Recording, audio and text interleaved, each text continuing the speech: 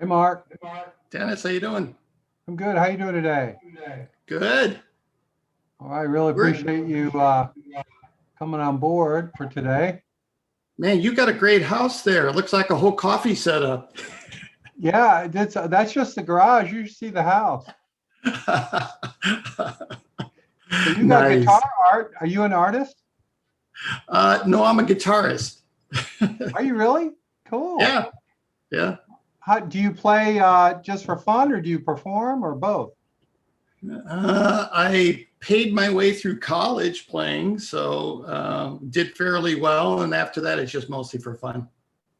Fantastic. I've got a number of friends who are pretty serious guitar players, and some still perform, around. Nothing famous or world class, but some pretty good guys. And I've got some friends that do bluegrass type stuff. Yeah. This one woman friend of mine is a classically trained guitarist. She went to Juilliard and some Wow. other places. She's really unbelievable. But what she does is she has an event every summer at her house up in Leesburg, Virginia, outside DC.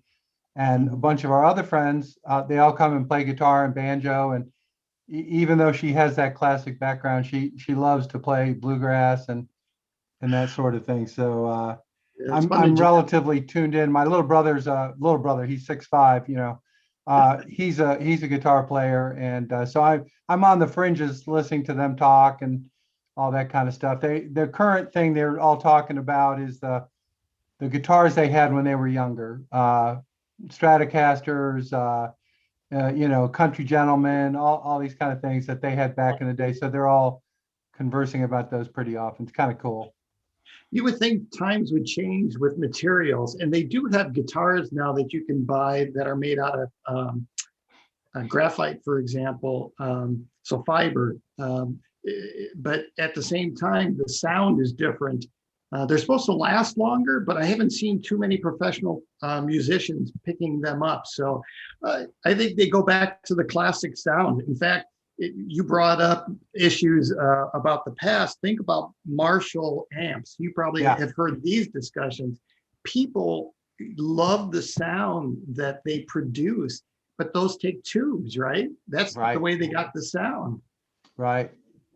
Well, I know that's a frequent discussion also, Marshall amps that come up with these guys. And there's five or six of them that, they're not, it's not a formal group or anything like that, but they weigh in. And, if I see articles about guitars or whatever, I always, send it to them and that'll get them talking for a little while. So I do appreciate it. My twin brother took guitar lessons when he was probably 11 or 12. And I remember while he was well intentioned, he quickly lost interest because the steel strings made his hands bleed. So he said, "This is bullshit. I'm not doing this." And You calluses. Yeah, yeah. he gave it up. So it's pretty funny. Nice. Yeah, How are you doing? Did you get your shot, your vaccine? I did.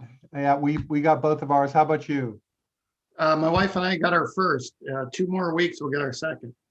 Fantastic. Well, my wife Elizabeth works for Brody, and they had a program for the Brody people, and for some reason they included the spouses. So I was Oh, able to good. get, yeah, I was able to get vaccinated long before I qualified. So I'm very happy. It's quite a nice feeling. Last weekend we went up to DC to see two of my grandkids who I had not seen really essentially for a year.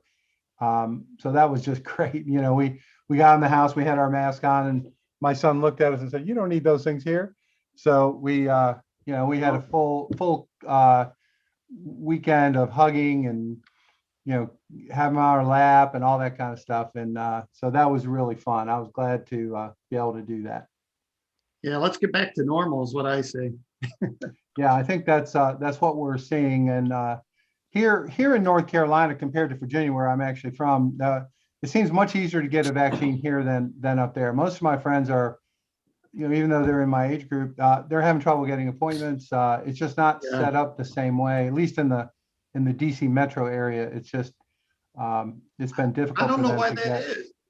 You're I right, think it's just the sheer Virginia. volume of people is my guess. I think there's only so much vaccine, and if you're like around here in a nearby county is Jones County, and as of a month ago, they had vaccinated everybody who qualified. So they asked permission to just start vaccinating everybody. And the governor said, okay. And so in Jones County, anybody above 18 can go in there and get a vaccine because they literally had vaccinated everybody who was eligible. And I think that's happened at a lot of these little counties around here, but not in Virginia. I don't know why, but it's just, it's changing. I think pretty soon everyone's going to be eligible that needs it, and I'm really looking forward to it for my kids. My kids are all in their 30s, closing in on 40, so they're still pretty young, but I feel a lot better when they've been vaccinated. Well, we signed up for a cruise. Wow, you are hardcore. Wow, impressive. 2022. I think we're safe. I think we're okay. Yeah. Well, who knows? I mean, at this point, I don't take anything for granted, especially anything related to this COVID. It looks like it's building up again in some parts of the country. I don't know about North Carolina, but it just seems like it's true evil out there waiting to get us all. Seems like. So. Looks like more people are still logging in here. Yeah, give them some time. They're a little bit of a late arriving group. So I'm going to embarrass some of these guys that are on here, but just Mark, to give you an idea, this group is most of them have been in business for a while, often in a non-technical business or non-digital business, and they're in the various stages of launching e-commerce websites or e-commerce businesses, digital angle, if you will, to an existing business. We have a fair number of farmers that have been looking for a way to go direct to consumer because of the COVID, and most of them have been in business a pretty long time as farmers. So we have some folks like that. We have just kind of a wide variety of people. We have a chocolate retailer from Asheville. I think Zach is on. We have fair number of people from around close to the triangle, I guess. And we've kind of spread our wings a little bit. So we actually go all the way to the Outer Banks and some other places spread around a little bit. So it's a bigger class and a more diverse geographically class than your last visit with us. So just to kind of give you a sense of what we got going on. We'll wait just a couple more minutes. For those of you that are here, meet Mark Wdowik, a friend of mine who is the head of an angel network, kind of angel investors, maybe something you've wondered about or curious about, and he'll fill us in on that. And it's kind of like venture capital, only a little bit different. And he's our East Carolina angel guy, which is nice. I don't think we have many angel networks in Eastern North Carolina yet, but Mark is kind of a pioneer in that space. He also has a background working with Techstars when he was in Colorado, and quite a few years in academics at an administration level with intellectual property and other efforts with multiple universities around the country, including ECU most recently. Meet Mark, and there you have it. So I think what we'll do is we'll go ahead and get started. And as usual, people will come in, and it's okay. We can. I'll try to pay attention and make sure I'm paying attention to their request to get admitted. So Mark, welcome to our class, and we look forward to your comments. Well, thank you. I appreciate that. Just so you know, I also have experience running 5 different businesses. And so I've been in your shoes. I can't say I'm a farmer, though. That's my wife. Dirt and I don't get along, so I'll rely on your expertise for that. I've got a technical background, and so I really moved up through that function and then into technology-based businesses. Companies as small as 500,000 a year in revenue to the largest company that I ran, which is $50 million in revenue, had worldwide offices, 125 employees. So I've run the gamut of running businesses, but as Dennis pointed out, I also have helped businesses to get started and to grow through my university connections. And I've probably helped close to 100 different companies of different types. And so all different experiences. I'm happy to help in any way that I can. I don't claim to be an expert. Dennis also has a fantastic background. So you got a good guy that's leading. He'll jump in, obviously, but I'm not sure what kind of questions you all have or if Dennis wants to lead this, but I'm here to answer any questions that you have. Well, Mark, why don't you just start off just to make sure everyone's on the same page, is just kind of explain your angel network that you're running at the moment, kind of how all that works as kind of a starting point. So venture capital you're familiar with, that's where banks traditionally put money in, or hedge funds or pension funds or states put money into a large, 50 million to $1 billion kind of pooled fund. And then they hire a manager or group of managers to essentially go out and look for investment opportunities. And they invest in anything from pre-seed up through if you're familiar with preferred series round, those go sequentially from A, B, C, D, companies that are making money, let's put it that way. So that's the venture capital kind of realm. North Carolina, for the longest time, had multiple multi-billion-dollar VC funds. When I was in North Carolina from 2000 to 2006, I worked with at least 6 groups that had over $1 billion under management, and they're investing in mostly tech-based businesses. What I have found, though, over time is that's changed. The institutional people have pulled their money out and putting it elsewhere. And so instead of VC, the angels have stepped up. And angels really are nothing more than what's called accredited investors. So you have to be earning at least $200,000 a year in salary or have $1 million in assets. That qualifies you to be an angel. Then you either are pulled into what's called an angel fund, and there are some angel funds that run like venture funds. So in essence, individuals buy units in the fund, and then the manager makes the investment decisions on what companies to invest in.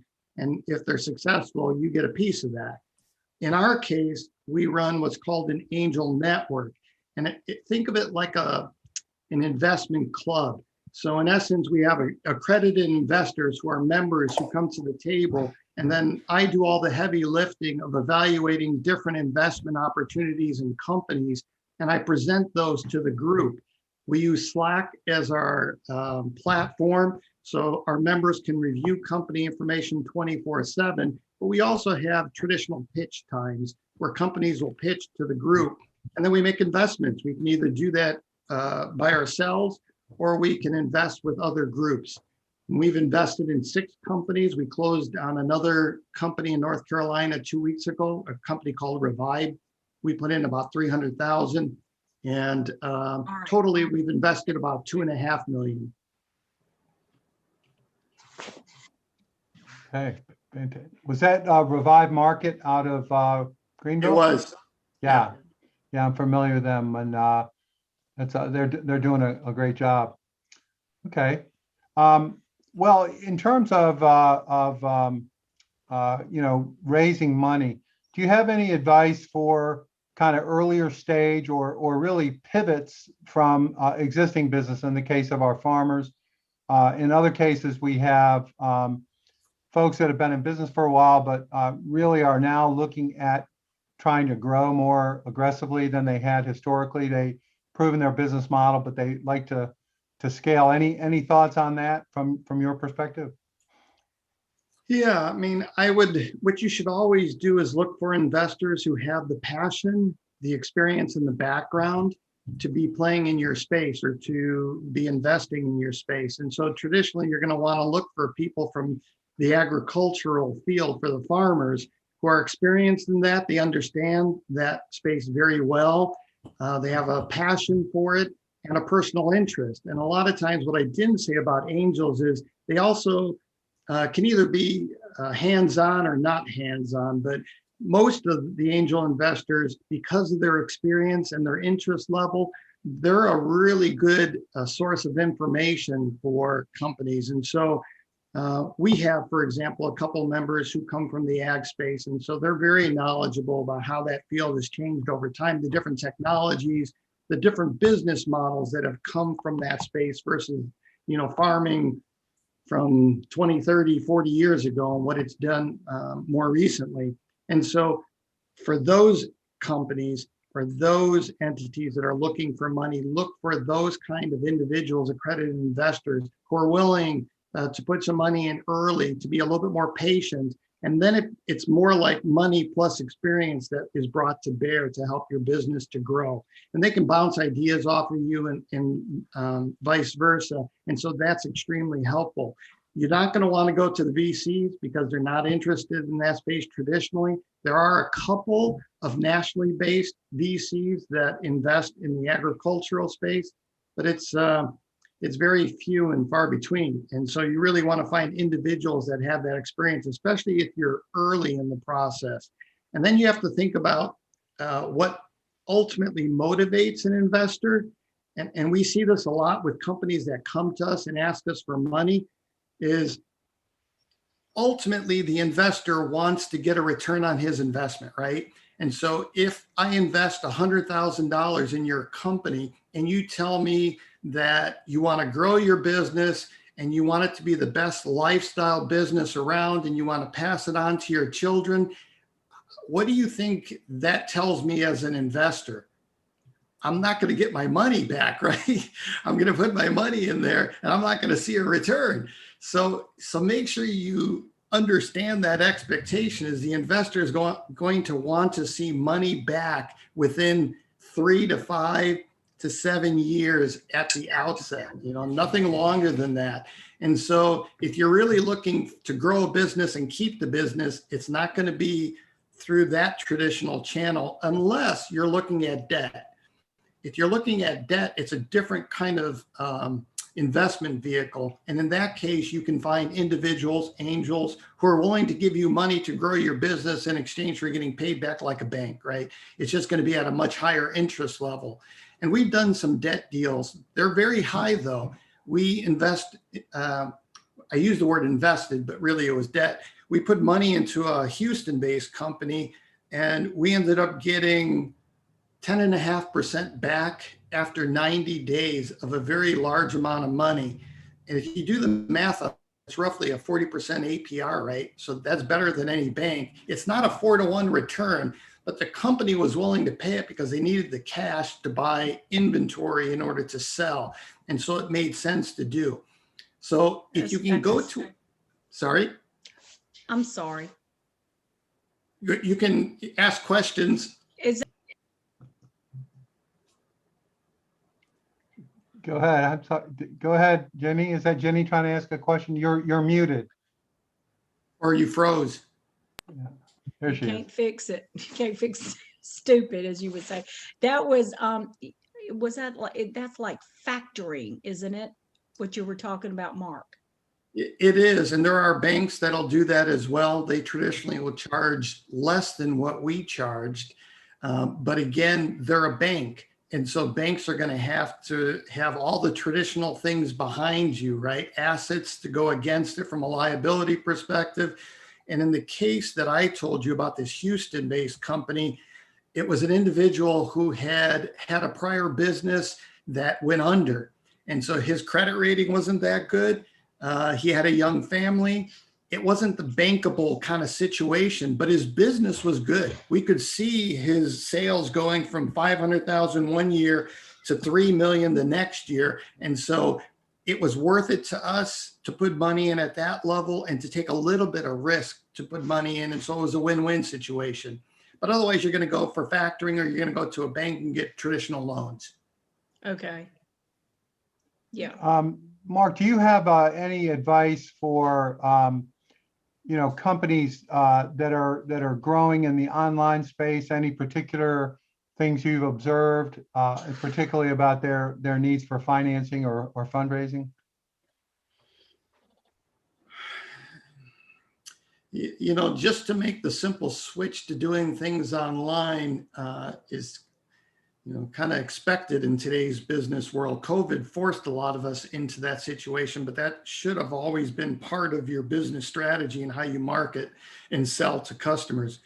But in terms of looking for financing to do that, there are a couple of groups that I've noticed lately that provide an Amazon-like platform to businesses that will aggregate like-minded businesses into a platform in order to be able to help everyone in that community sell online.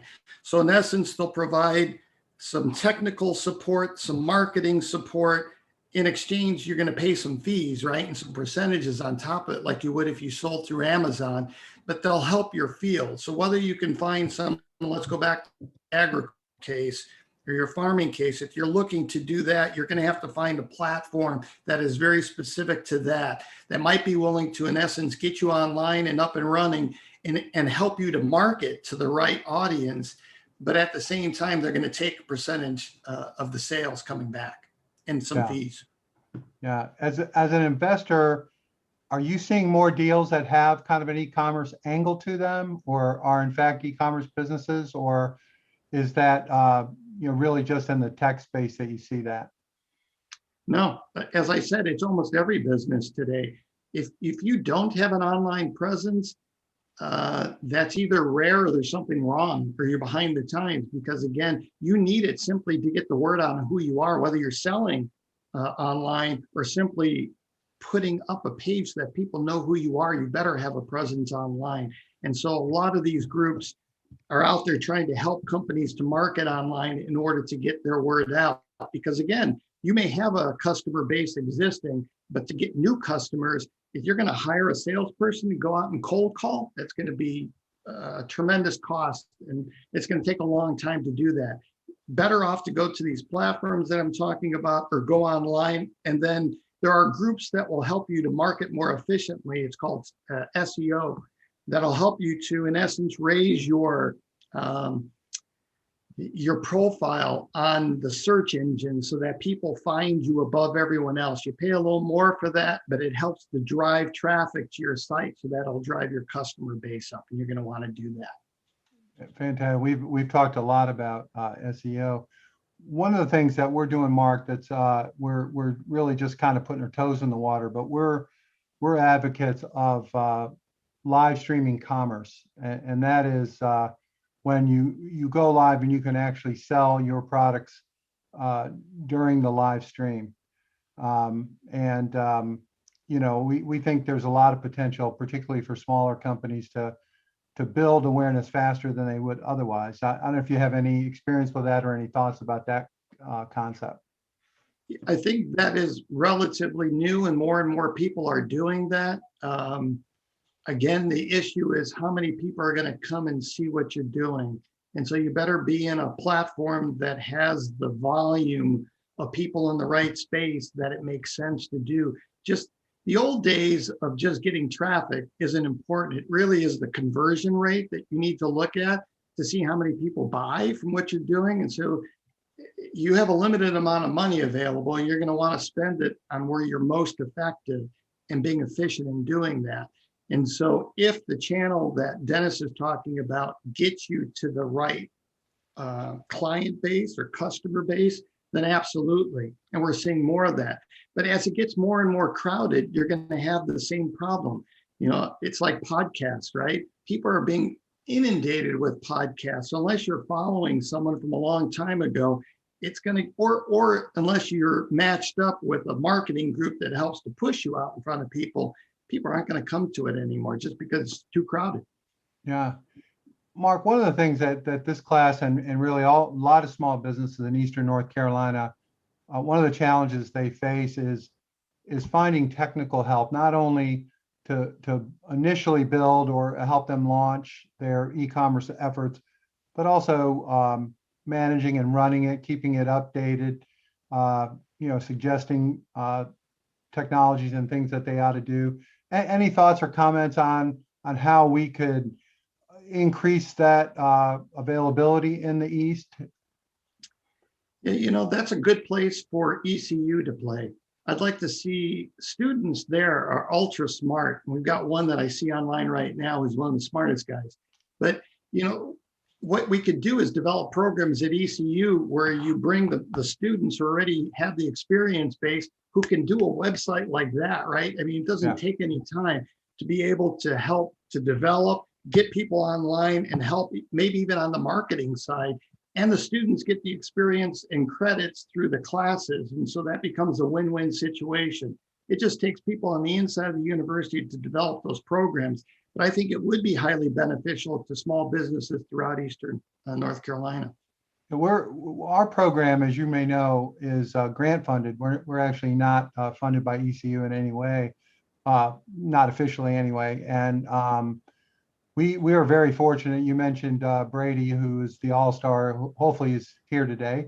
But also we have another kid named Marco, who is an intern, who some of you have worked with, and he is a developer. He's a major in computer science, and he can do stuff that you know, would take me the rest of my life, and he'll do it in 2 minutes, you know. And you know, I don't know. The problem that we have is, you know, interns have to be paid, right? So we have to figure out how to increase that resource within our world, which is relatively small world in terms of finances. But we have seen, and some of you here in the class have worked with Marco and Brady to some extent, and it is remarkable what they can do compared to us old guys who are really only talkers, at least in my case. So I think ECU, I don't know what we can do to help encourage that, but every chance I get, I certainly mention it to the chancellor or to the provost or you know, the dean of the business school, et cetera. I bother everybody. So,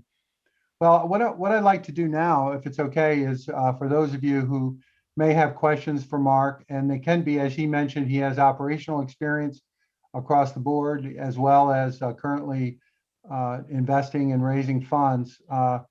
Some of you I know are looking at that. I think Danielle might be even looking at a potential merger or buying of another business in the space. So why don't you all, whoever's interested, reach out and start with Mark. Before you jump in, let me add something to the last conversation. The other thing that I think people forget about sometimes is that traditional small businesses will sometimes take equity in exchange for services. It's the barter system, right? Don't throw that away. I mean, there are a lot of small businesses in Greenville, for example, that are marketing firms that will develop everything I just said professionally, but they'll take equity instead of cash. And for somebody who may be cash strapped, that's very important. You may not want to give away some equity, but again, I think that's a valuable thing to think about is you can exchange one thing, equity, and get some services in exchange for that. That helps. That's a win-win for both parties. So don't forget that. Fantastic. All right. The floor is open. Mark, I was a little, oh God, am I on mute? No, you're for once we can hear you. Mark, I was late getting to the line. Could you tell me the name of your group again? It's called East Carolina Angels. Okay, thank you. Mm-hmm. Thank you. So Ginny has a business about 19 or 20 years old selling cheese straws and has retail distribution in the region and is looking for ways to grow that footprint, realizing that the slotting fees that are charged by retailers is prohibitive with a product that, you know, at that price point. So she's looking to grow, you know, primarily through electronic channels at this point. Have you thought about partners? You know, channel partners where you can sell together with other people, where they do all the heavy lifting and they package your product with theirs and sell? Yes, but not in depth. Not in depth, you know, to do it. But like if, like Dennis was saying, a grocery store item, if you're on the middle shelf or in a shelf, Oreo Cookie and all of them are paying hundreds of thousands of dollars to be slotting fees. And that's just a lot for a small company. We've got the local shelves, which are nice and doing very well there, very well. In fact, I got an order going out now, but it's the, when you step away from that, it's the slotting fees that can put you under just before you get out the door, and then they don't guarantee it, and then they don't put it out. You know, it's a racket of mess. So I don't want to, even if I had an angel investor or investor, I don't want good money like yours or somebody's thrown out the window after slotting fees, and then you don't get to keep it on the shelf. Or it's a lot of game, and it's really a lot of dynamics to having a product to be distributed and on the shelf. I don't know how to.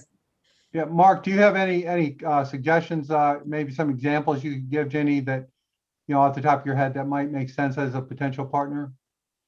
Well, again, I don't know your business per se, but what I do know is, and we're seeing a lot of this primarily because of COVID, and the online world has gone through the roof because everyone's buying everything online, no one's shopping. But gift baskets, I mean, Simple and Sentimental is just one example, but there are so many out there that are looking for innovative new products to package into something that people will buy online and sell. All you become is a vendor to them, and they take care of everything for you. Yeah. So you're going to have to get out there and talk to those people and convince them your product's better than others. But once you're in, usually they're going to want a lot. And so that, you'll develop that supply piece of the business that'll take care of itself, and you don't have to worry about it. Mm-hmm. The other one is Amazon, and some people don't like it. Some people do. Most people I know will start with Amazon, but again, you're paying a lot to be on, and they have a certain requirement of minimums that a lot of people don't meet either. So that's why I think some of these newer kind of niche platforms that I told you about are popping up. They're claiming to be like Main Street online. So there's one in RTP that popped up to try to sell local products collectively online, so somebody can go online and buy local, right, in North Carolina. Those are the kind of platforms you might think about as well. I don't know how far along they are or whether or not you'll end up significantly increasing sales through it, but that's one possibility at least. Mm-hmm. Yeah, Jenny, there's a company, you probably already have worked with them. In fact, you may already be using them. I think they're called NC Made or something like that in New Bern. Oh, yeah.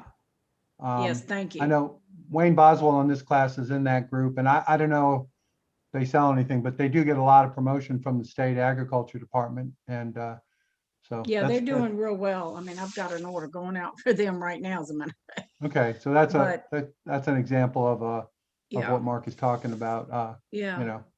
ZZ Well, is the other one. Have you heard of ZZ? ZIZI? It's a North Carolina one. They're kind of the Main Street one. They just came to us. You may check them out online. Oh, Okay, thank you. A name like that. I don't know. They need help on their branding. What do you guys think? Right? We've got an answer for them. I have a feeling, and it ain't easy. It might be easy, but it ain't easy. Easy. I'm just kidding. Hey, Mark, this is Joe here. Question for you.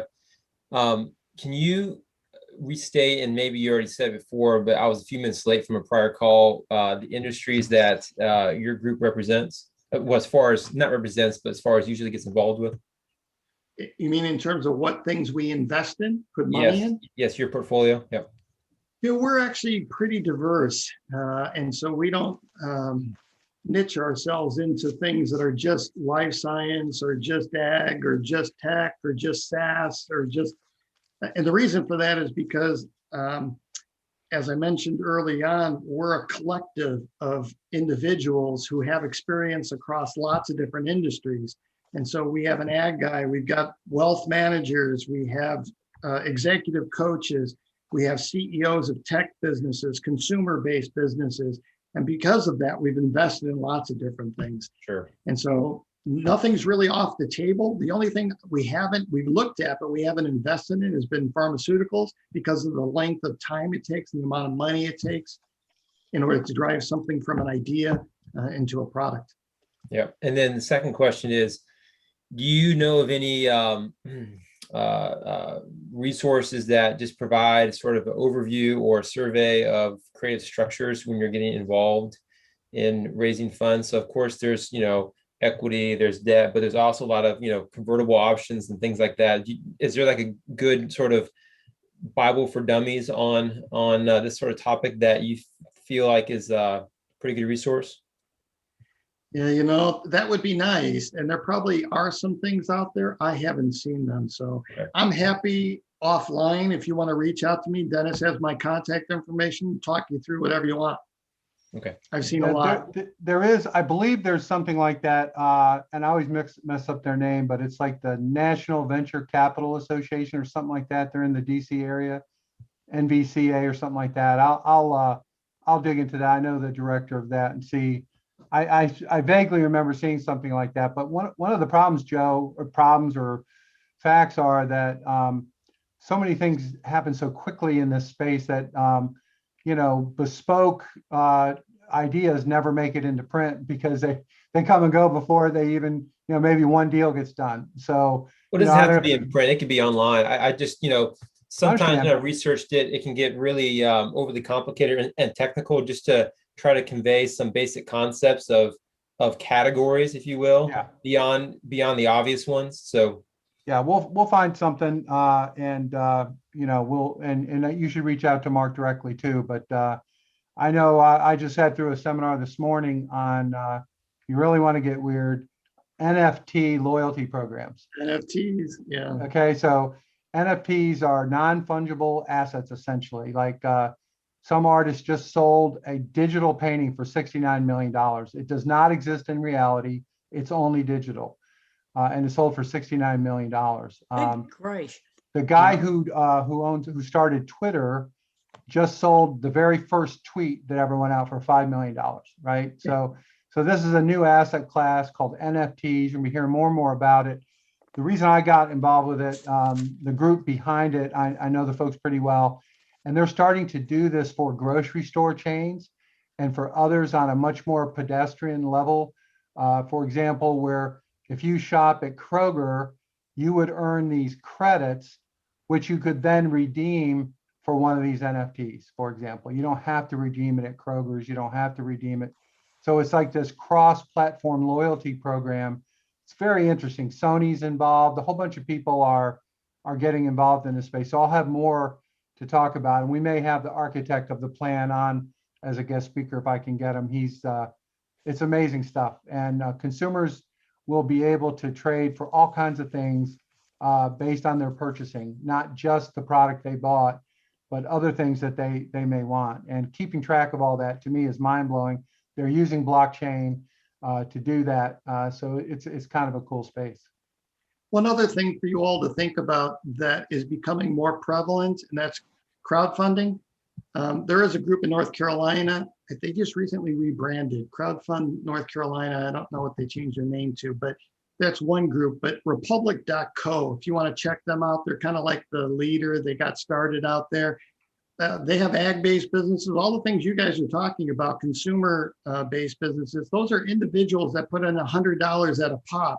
And most of these businesses raise anywhere between what I've seen, $100,000 to $2 million through that channel.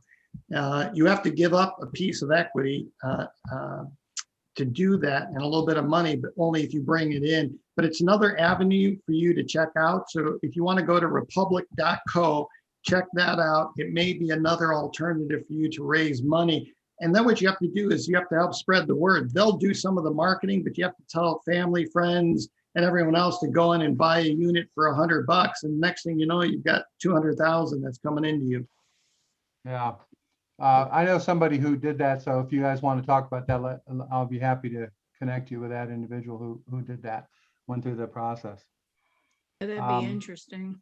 Yeah. So Mark, this may be a subject that some in this group are interested in. So let's say you're a company and you're in a particular space and you have the opportunity to buy a competitor in the same space. Any thoughts on that generically without getting into specifics?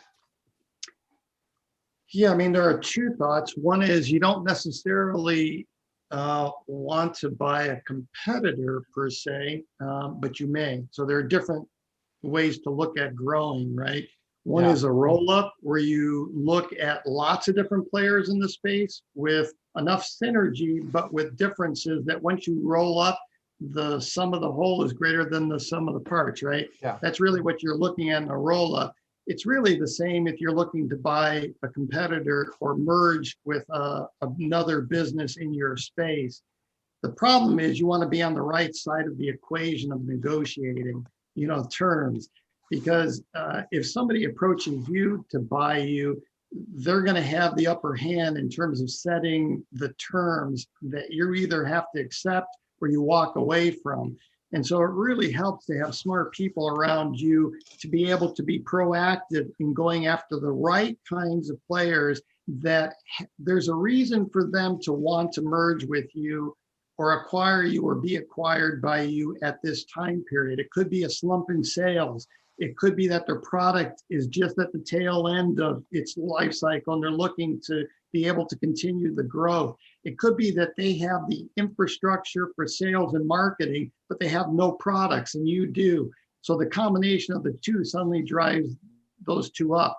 But investment bankers are the ones who understand the complexities. And Joe's the one who asked the question about the different vehicles for investments.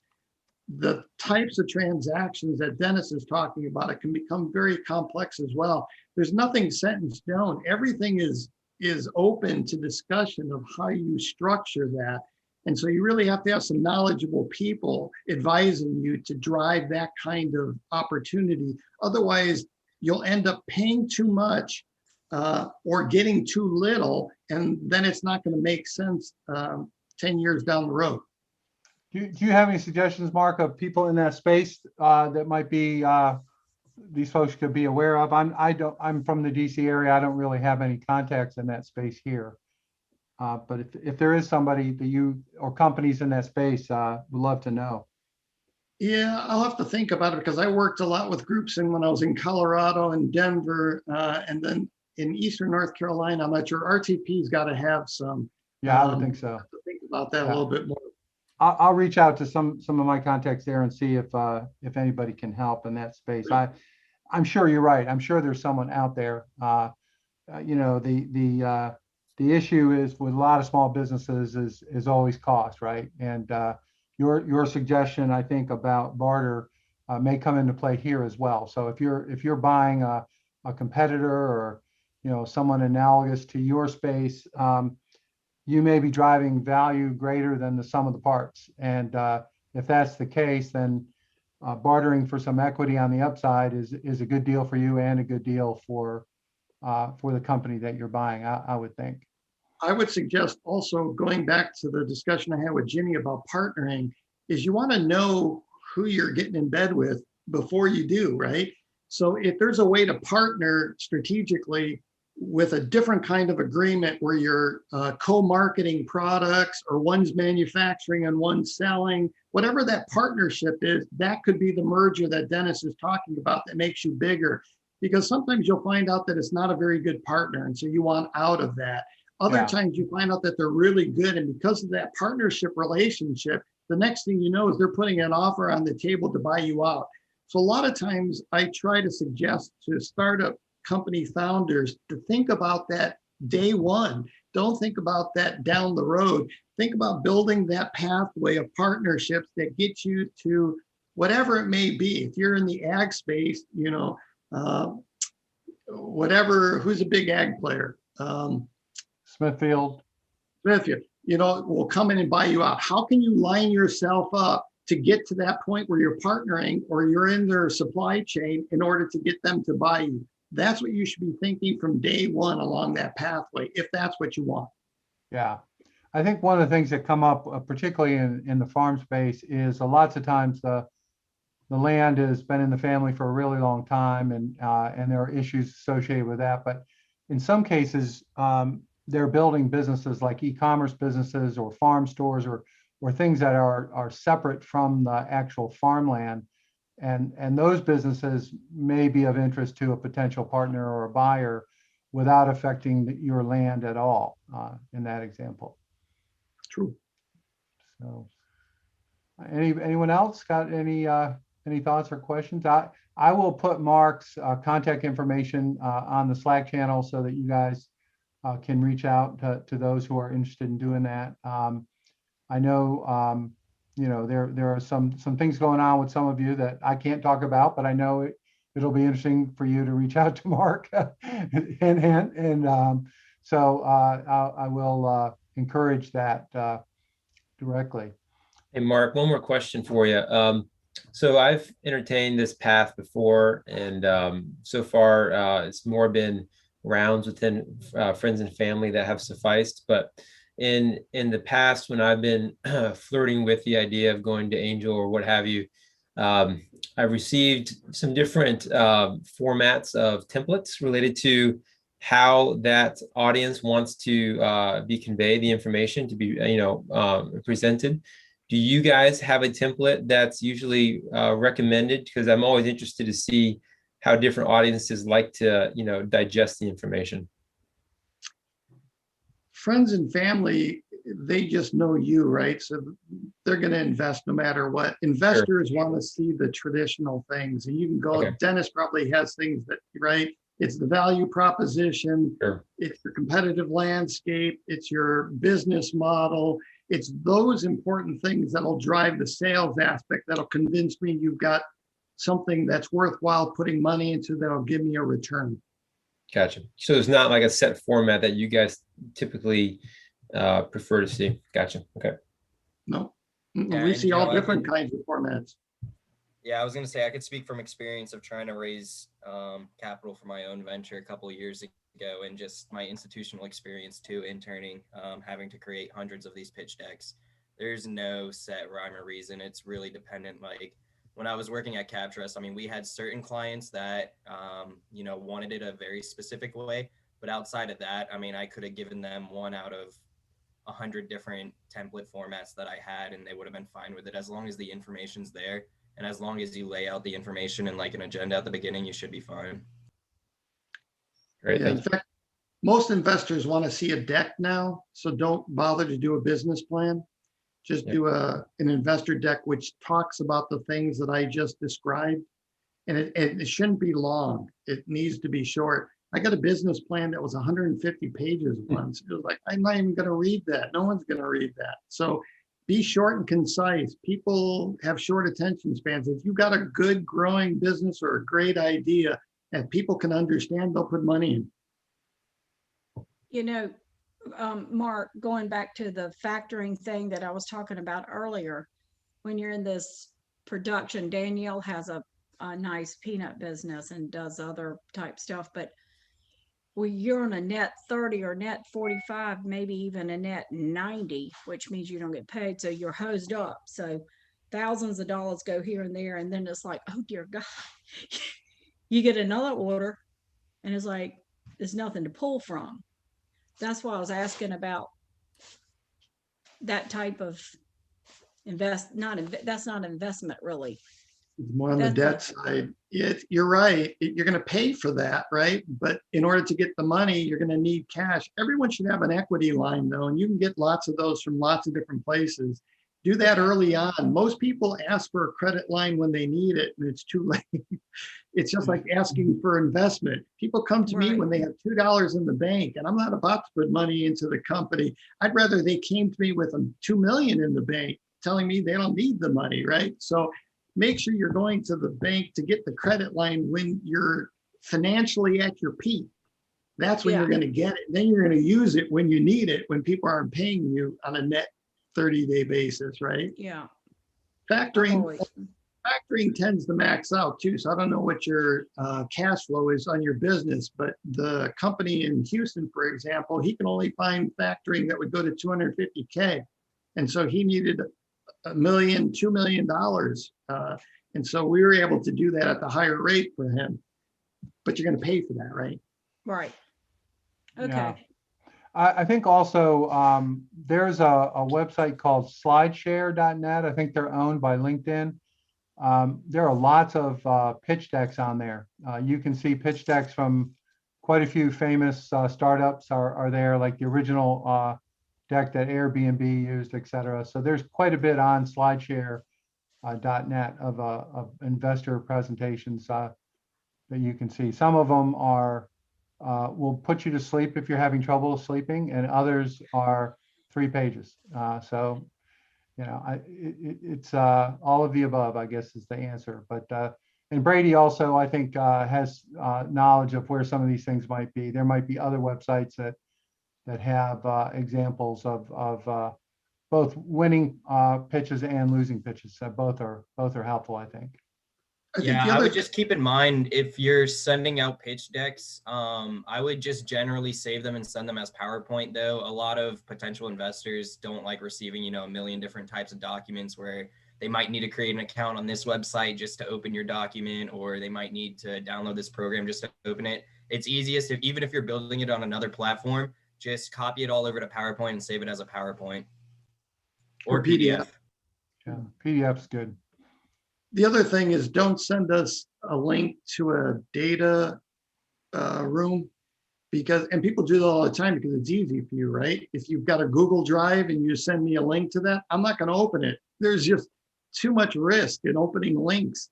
I tell people, you're going to have to send me a PDF that I can run my malware, you know, scanner on to make sure everything's fine before I open it. So don't send links to people. The other thing, kind of back to Joe, what you were asking about, there's something called a SAFE. How many of you have heard of SAFE? Agreement for future equity, sale of future equity. I've actually used that to raise money successfully. It's much more prevalent now, especially on the West Coast. And I think Y Combinator is the one who started that. Yeah, I copied theirs. Yep. They, in essence, it's you can structure it any way that you want, but it's the kind of template, Joe, that you were kind of talking about or referring to, where in essence people can put money into it. And the reason that companies like it is because it traditionally doesn't give away equity. It's as you heard, it's for future equity. So in essence, people are putting money into the company, but they don't show up on the cap table. They're not owners of the company until something happens. That something could be either a round of financing or an exit. And so in essence, you get money with a promise. And that's why the companies love safes, investors hate them. but it's much more prevalent. And so if that's something that you want to check out, there are lots of resources on the web, and Dennis can connect you with some of the ones as well that you might think about using. Yeah, Y Combinator has a lot of resources on safes and other related. When I did it, I think it was around 2012, 2013, whenever they first came out, and I was pitching some folks in Raleigh, and they thought I was a crook. What in the hell? You got to crack a safe? Is that what you're telling us? I just looked at them and gave them links to Y Combinator and said, "Here, get educated." Because my investors on the West Coast they actually told me to do it, and these folks thought I was some kind of criminal doing something weird. So. Which is maybe true, but anyway, you know, it's just something to be aware of, that Y Combinator and I would imagine Techstars has some materials as well in this arena. I wouldn't be surprised. Yep. Okay. Anything else from the crowd? Okay. Well, I can't thank you enough, Mark. This has been very enlightening conversation, and I think several folks are interested in reaching out to you directly. So I'll you know, put your account in our Slack channel. We use Slack as well internally, and you know, I really appreciate it. And anytime you want to you know, talk to us, we're wide open. Love to hear what's going on in the investment world. It was good to meet you all. Good luck to you and your businesses. Thank you. Thank you. Thank you very much. All right, everybody. Same time, same station tomorrow. See you then. Thank you, Mark. Thank you. Bye-bye.